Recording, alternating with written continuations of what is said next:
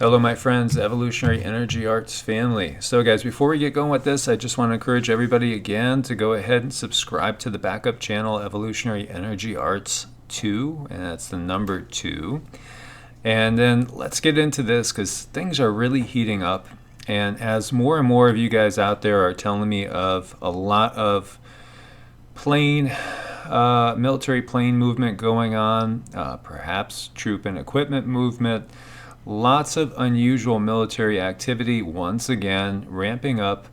You have to wonder, is something heading to a head here? And we have Putin's aide responding to President Trump's declaration yesterday that Russia has to go or get out of Venezuela.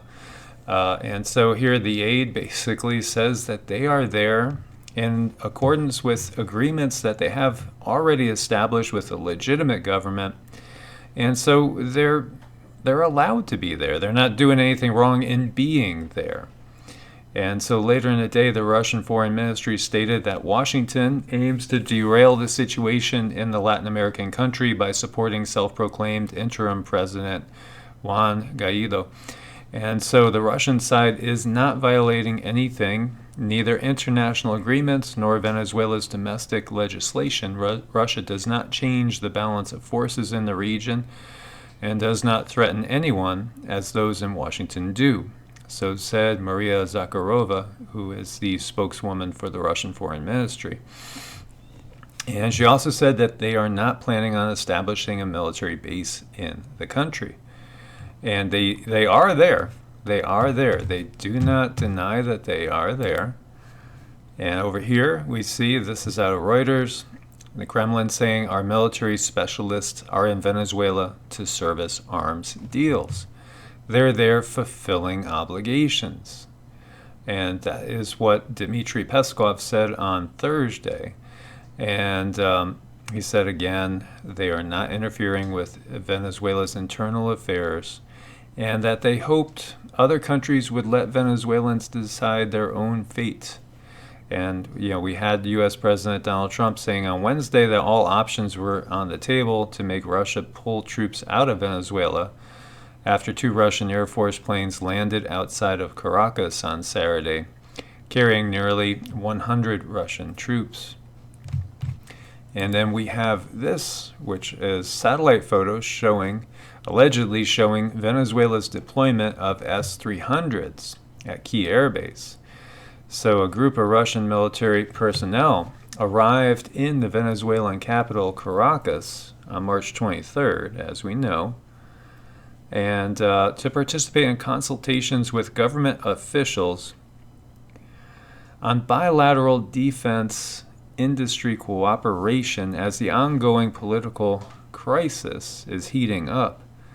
And so really, this is what they're doing there. They're getting ready for the invasion, if there is an invasion, or the attack, if there is an attack. They're just trying to head it off at the pass by deploying these anti-aircraft batteries. And so that's what they're there for. So obviously, if the U.S. is going to do an attack with its corporate allies, then, this will be something that would deter it, or at least make it a little bit more difficult. And so this is really what's going on there as we watch things just heat up here. And so we have Maduro blaming a blackout on a sniper and tells people to pray. The Venezuelan leader claimed in a broadcast the last outage was caused by mercenaries sent by the coup-mongering right. And Nicolas Maduro asked Venezuelans to pray for the country's recovery from another crippling nationwide blackout in a crackly and foreboding telephone interview that reinforced the mounting sense of crisis. In a late-night broadcast, Maduro claimed the latest power cut had been caused by a sniper attack on a key part of Venezuela's energy infrastructure carried out by mercenaries sent by the coup-mongering right. They knew what they were attacking. Only the North American empire has enough hatred, enough wickedness in its brain, enough perversity, has a diabolical enough mind to order an attack like this, Maduro said, claiming that the supposed long-range rifle attack had caused a devastating fire. This is total war, Venezuela's authoritarian leader added. Since they can't invade the country, they have decided to damage. Experts believe the crippling power failures, which have continued to blight Venezuela this week after a historic 6-day outage earlier this month, are a consequence of years of underinvestment and corruption. Yeah. There is an electrical war being waged against Venezuela, but it's by the Maduro government, said Jose Aguilar, a Venezuelan energy consultant, as he patted his pockets. And Maduro alleged the brutal terrorist attack has been masterminded by Donald Trump and his diabolical puppet, Juan Guaido, as the opposition leader who most Western governments now recognize as Venezuela's interim president. It was an enemy bombardment, and you can be certain Donald Trump has a hand in this. Donald Trump is obsessed with Venezuela. And so,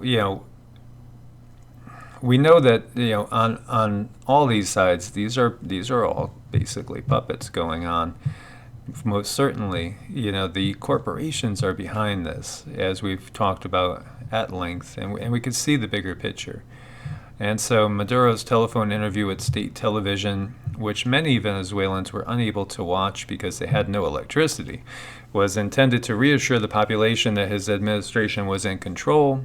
I am neither a coward nor a weakling, and I will not shirk my responsibility, Maduro insisted, adding that he had not slept since the blackout began.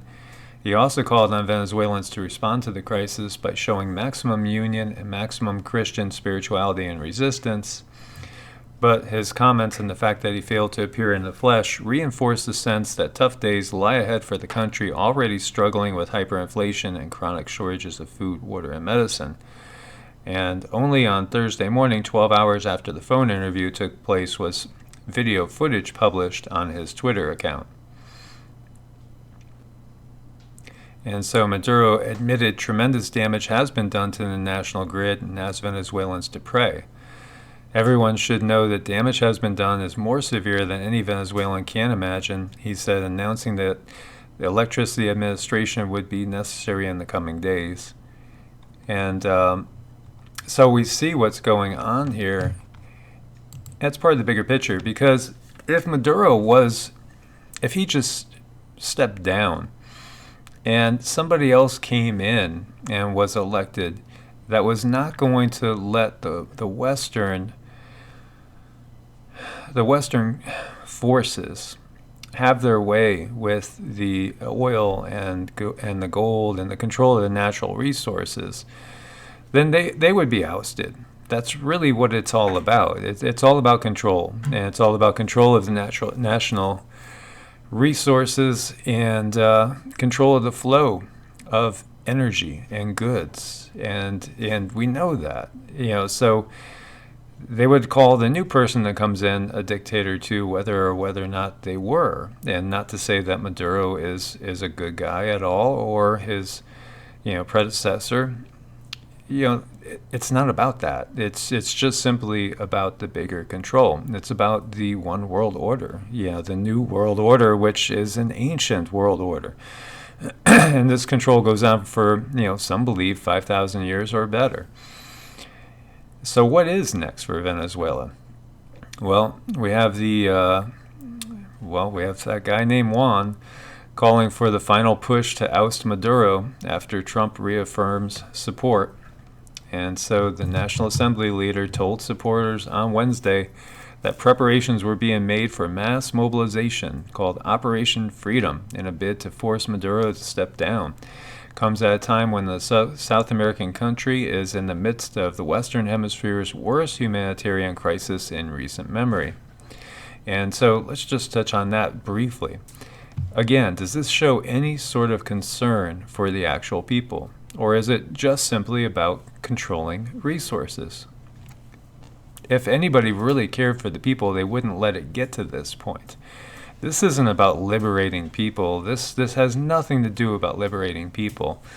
We could look at the numbers of people that are killed in Iraq and in Afghanistan and understand that had nothing to do with liberating people, because far more people got killed in the ensuing wars than were killed by Saddam Hussein. And again, was he a good guy? Probably not.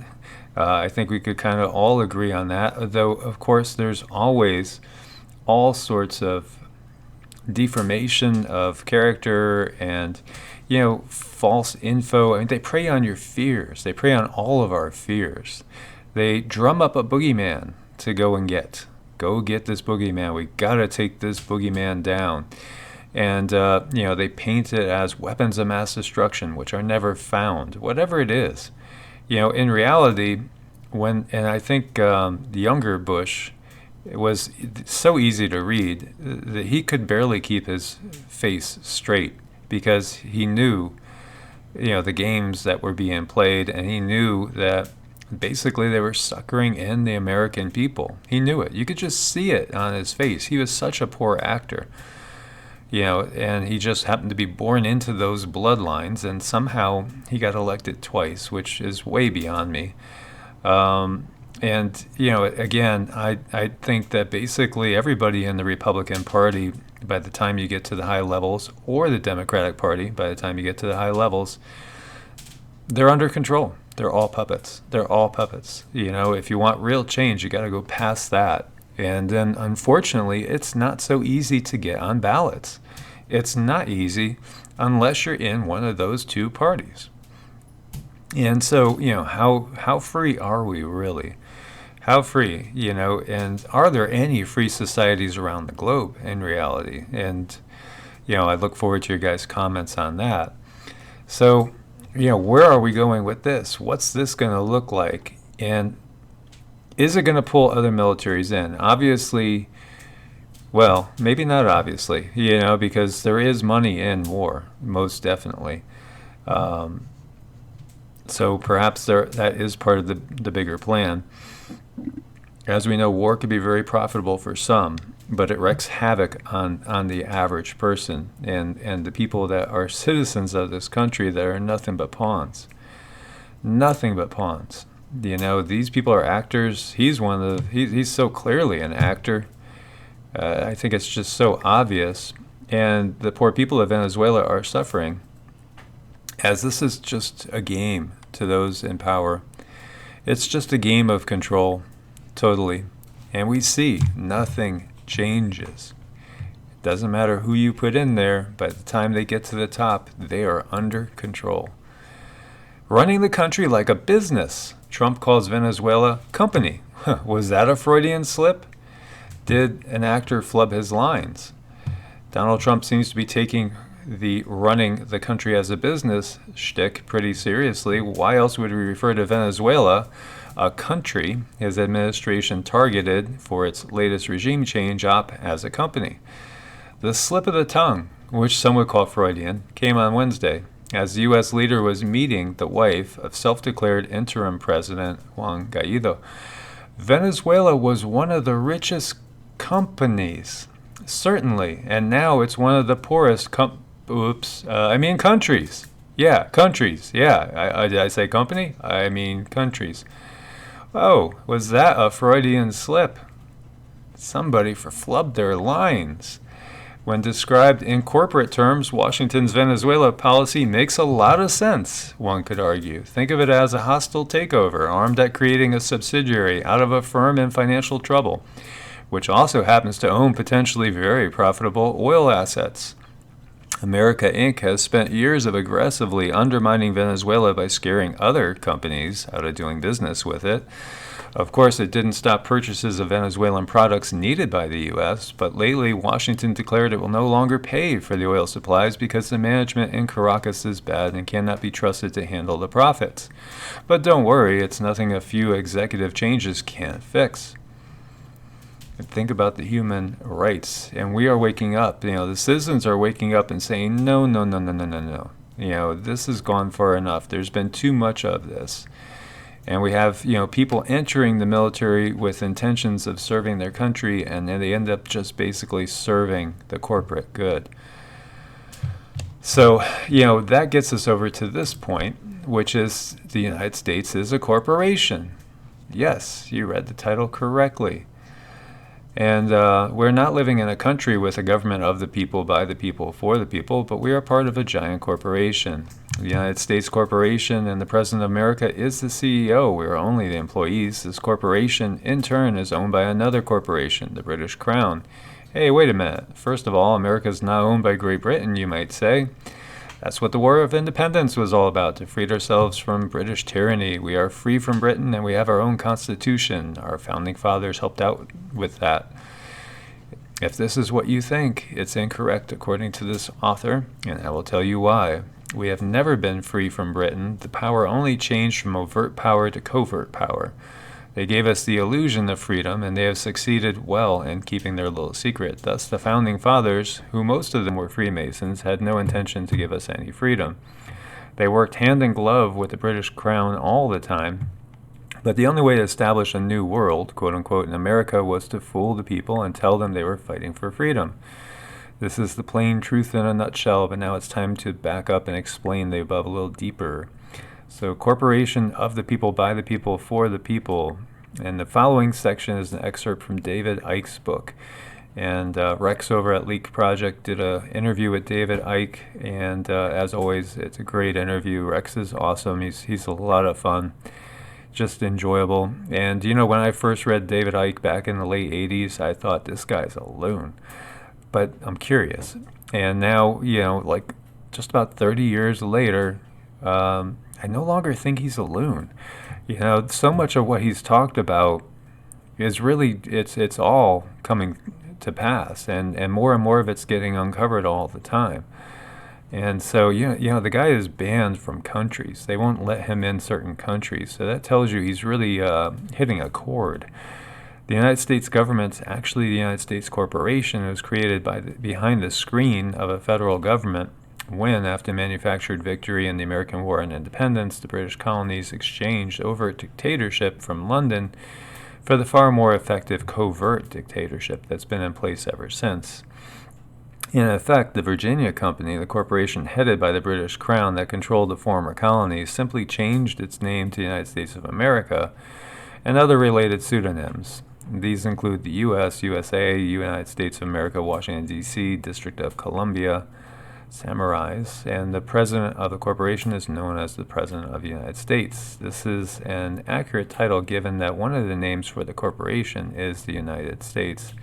He or she is not the president of a people or a country, as they're led to believe. That's just a smokescreen. So this means that Bush launched a war on terrorism on behalf of the private corporation to further the goals of the corporation. It has nothing to do with America or Americans, because these are very different legal entities. It's the United States Corporation, not the government, which owns the United States military and everything else that comes under the term federal. The privately owned corporation is called the United States, is the holding company, and if you like, and the 50 states are its subsidiaries. So you may have noticed the national flag of the United States always has a God fringe when displayed in court or federal buildings. And you see this is also in federally funded schools and on the uniforms of U.S. troops. Under the international law of flags, a gold fringe indicates the jurisdiction of commercial law, also known as British maritime law. And the U.S. has the Uniform Commercial Code, or UCC. The gold fringe is not part of the American flag known as the Stars and Stripes, but is a legal symbol, indicating that the court, governmental building, school, or soldier is operating under British maritime law and under the Uniform Commercial Code, military and merchant law. For example, if you appear in a court with a gold fringe flag, your constitutional rights are suspended, and you are being tried under British maritime, military, merchant law. If that seems strange that a court or a building on dry land could be administered under maritime or admiralty law, look at the U.S. Code, Title 18b-7. It says that admiralty jurisdiction is applicable in the following locations: the high seas, any American ship, any lands reserved or acquired for the use of the United States and under the exclusive or concurrent jurisdiction thereof, or any place purchased or otherwise acquired by the United States by consent of the legislature of the state. In other words, mainland America. All this is founded on Roman law, which goes back to Babylon and Sumerian law, because the Illuminati have been playing this game all throughout the centuries wherever they have gone. The major politicians know this is how things are so, and things are done this way. And so do the top government administrators, judges, lawyers, and insider journalists. Americans think that their government and the legal system is pegged in some way to the Constitution, but it's not. The United States, like Britain and elsewhere, is ruled by commercial law to overcome the checks and balances of common law. It's another monumental fraud. The U.S. court system does not operate under the American Constitution, but under corporate law. It's the law of contracts, and if you have to make a contract with the corporation for that law to legally apply to you. The scam has been set up so that when you register with the federal government in any way by accepting a social security number, driver's license, or any of the other official federal documents, you are unknowingly contracting to become an asset employee of the United States corporation. Every word or use of upper lowercase is making a legal statement. Have you noticed that when you receive correspondence relating to the government, law, and anything to do with finance, including taxation, your name is always spelt in all uppercase, such as shown right here. But your uppercase name is not you. It's a corporation trust set up by the government corporation through the Treasury Department at your birth. Every time a child is born, a corporation trust is created using his or her name in all uppercase. So Bill Jones is what they call a straw man, a corporate, not human entity. They do it this way because governments are corporations and they operate under commercial law, the law of contracts. The laws passed by governments only apply to corporations and not to living, breathing, flesh and blood, sovereign free men and women spelt in upper and lowercase, or all lowercase. The living, breathing, sovereign man and woman is subject to common law, not commercial law. So, and this gets into more, but I just wanted to bring this out to you guys. And, this is one of those things when I first heard it, I thought it was total bunk, but not now. So I encourage you guys to look into this. And so is the Russian internet a lost cause? Putin and the Kremlin are taking radical steps to isolate the Russian internet from the rest of the world. And the next video coming up is going to get into why a little bit deeper. But I will leave you with the thought that what happens when the power goes out? And what happens when, the grid goes down? And we'll leave it at that for now, and we're going to talk about that more on the next video. So we have Erdogan accusing the U.S. of undermining Turkish economy ahead of elections. Turkey's president accused the West, particularly the United States, of manipulating its national currency rates as the country gears up for elections this weekend. The lira slid nearly 6% last Friday, prompting Erdogan to call for a crackdown on market manipulations and Turkish regulators to open a probe into investment banks. And after recovering early losses this week, the lira fell again by about 5% on Thursday to 5.59 against the U.S. dollar. Last year, the currency collapsed 30% after the United States imposed sanctions and increased tariffs on some Turkish products. Erdogan said the currency fluctuations are part of a plot by the West to corner Turkey, particularly by the U.S. He said Turkey needed to discipline speculators in the market, adding that the alleged interventions would not succeed. So, we have every country basically accusing the other now of manipulating their elections. As we see, here, Erdogan accusing the West of terrorism. And again, Turkey, well, they're still a part of NATO, even though obviously they're no longer allied with NATO. Apparently, we are trading Turkey for Brazil. And, this is talking about terrorist acts and again, how everything is controlled and manipulated. And it really is. And then we have at least 7 said killed in an airstrike on an Iranian weapons depot in Syria. Syria Observatory for Human Rights says all the fatalities were Iranian troops or militias linked to Tehran. And so, is there going to be an escalation going on here? I mean, are we really, really close to all-out war between Israel and Iran? And would the U.S. ever jump in? Well, over here, we see the war hawks are clamoring to attack Iran, and we know, we talked about this before, PNAC, Project for a New American Century, Look it up, my friends. I've done videos on it, and so have many others. This group came out saying that a new 9/11 was needed before 9/11 ever happened. A new Pearl Harbor is how they worded it, in order to get Americans on board with taking out a whole bunch of countries, and two that have not been successfully taken over are Iran and Syria. And so those are the ones left on the board. And again, it doesn't matter if Clinton's in there, if a Bush is in there, if Obama's in there, and now we see it doesn't matter if Trump's in there either. The war hawks control this, and again, this goes back to being all about business. It's all about business. So they are clamoring to attack Iran. And, if that goes on now, I think, it's going to be hard to not have a World War III.